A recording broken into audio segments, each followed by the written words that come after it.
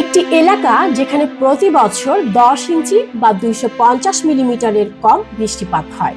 ভৌগোলিকভাবে বেশিরভাগ মরুভূমি মহাদেশের পশ্চিম প্রান্তে পাওয়া যায়। বিষুবরেখার কাছে আর্দ্র বায়ু শীতল হয়ে মেঘে পরিণত হয় এবং পরে বৃষ্টির সৃষ্টি করে।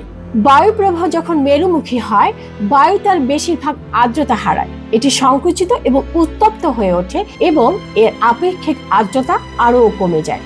আর্দ্রতার অভাবের কারণে অঞ্চলগুলি অত্যন্ত শুষ্ক হয়ে যায়। এর ফলে মরুভূমির সৃষ্টি হয়। আমরা যখন মরুভূমির কথা ভাবি, তখন প্রচন্ড গরম ও শুষ্ক বালি আমাদের চোখের সামনে ভেসে ওঠে।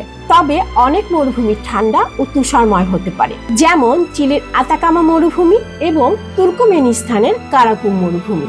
কিছু এশিয়ান মরুভূমি আছে যা বছরের ঠান্ডা মাসগুলিতে তাপমাত্রা হিমাঙ্কের নিচে নেমে যায়। আরব মরুভূমি দুটি প্রধান অঞ্চল, পূর্ব ও পশ্চিম নিয়ে গঠিত। প্রাচীন পশ্চিম আরব প্ল্যাটফর্ম আফ্রিকান শিল্ডের একটি অংশ। এটি আনুমানিক 441 মিলিয়ন বছর আগে গঠিত এবং প্রায় 900 থেকে 541 মিলিয়ন বছর আগে একত্রিত হয়েছিল। আর পূর্বের অঞ্চলটি মহাদেশীয় আরব প্ল্যাটফর্মের প্রান্তে সামুদ্রিক অববাহিকায় বিগত 541 মিলিয়ন বছর ধরে জমা হওয়া পাললিক শিলা স্তরগুলির সমন্বয়ে গঠিত।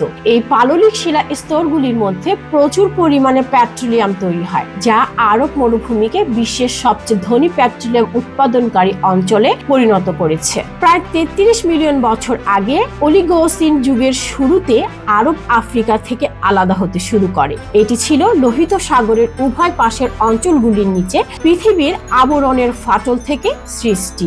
সৌদি আরব মূলত মরু অঞ্চল। সৌদি আরবের বড় অংশ রুব আল খালি নামক বিশাল মরুভূমি। এর ফলে দেশটির আবহাওয়া শুষ্ক এবং গরম থাকে। এই মরুভূমির কারণে দিনের বেলা তাপমাত্রা খুব বেশি হয়ে থাকে আর রাতে তাপমাত্রা হঠাৎ করে অনেক কমে যায়।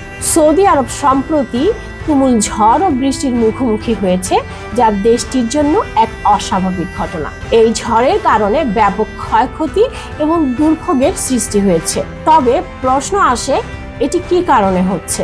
বেখেয়ালির গল্পের আজকের পর্বে আমরা জানব বৃষ্টির পেছনের কারণ। প্রকৃতিতে কি কিছু পরিবর্তন ঘটছে, নাকি এর পিছনে অন্য কোনো কারণ রয়েছে?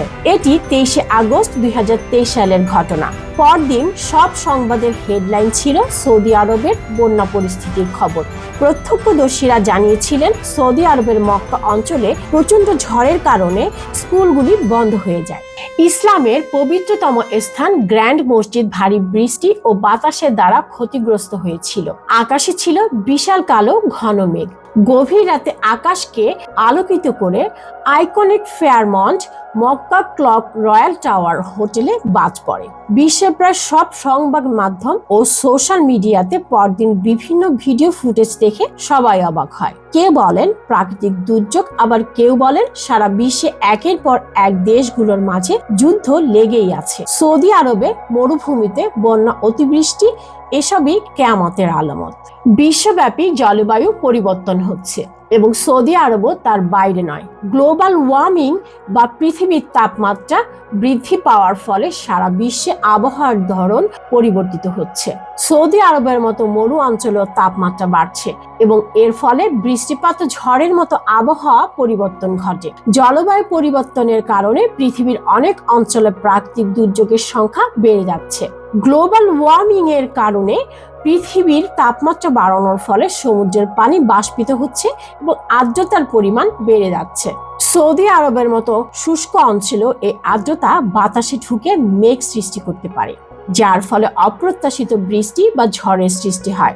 মেঘ জমা হলে তা বৃষ্টি বা ঝড়ের আকারে আছড়ে পড়ে, যা মরু অঞ্চলে খুব কমই দেখা যায়। তুমুল ঝড় ও বৃষ্টি একদিকে যেমন সৌদির আবহাওয়া পরিবর্তনের ইঙ্গিত দিচ্ছে, তেমনি এটি আমাদেরকে প্রকৃতির প্রতি আমাদের দায়িত্বের কথা মনে করিয়ে দেয়। এ ধরনের প্রাকৃতিক দুর্যোগের সঙ্গে মোকাবিলা করতে হলে বিশ্বব্যাপী আরও কার্যকর পরিবেশ বান্ধব উদ্যোগ গ্রহণ করা জরুরি।